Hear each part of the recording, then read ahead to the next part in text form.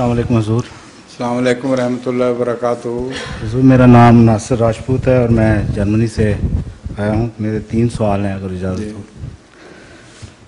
حضور میرا پہلا سوال یہ ہے کہ حضرت صلی اللہ علیہ وسلم نے جو کچھ بیان فرمایا ہے اس کی بنیاد کسی نہ کسی قرآنی آیت میں مل جاتی ہے۔ ٹھیک ہے۔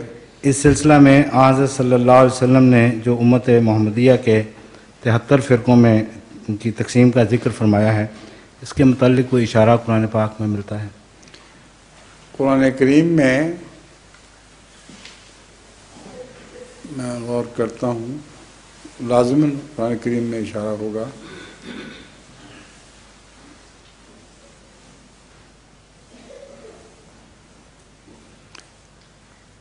مسیح کی آمد کا قرآن کریم میں ذکر ہے، مسیح کی آمد ثانی کا، اور مسیح کی آمد ثانی کے متعلق فرمایا ہے وہ مثال ہوگا قیامت کی، یعنی جب انقلاب کی گھڑی آئے گی تو وہ اس کی مثال ہوگا۔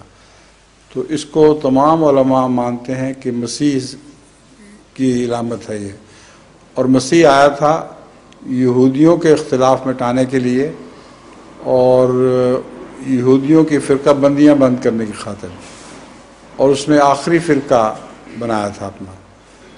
تو یہی حضرت صلی اللہ علیہ وسلم کی پیشگوئی ہے کہ جب وہ مسیح آئے گا تو 72 کے 72 فرقے ناری ہوں گے اور ایک فرقہ ناجی ہوگا جو اس مسیح کا بنایا ہوا فرقہ ہوگا۔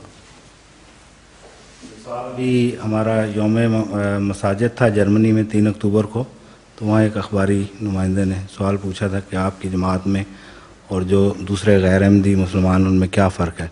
تو اس میں وہ پھر حدیث کا جب حوالہ دیا گیا تو اس نے فوراً پھر یہ سوال کیا کہ کیا اس حدیث کا اس بات کا قرآن پاک سے کوئی جزاک اللہ۔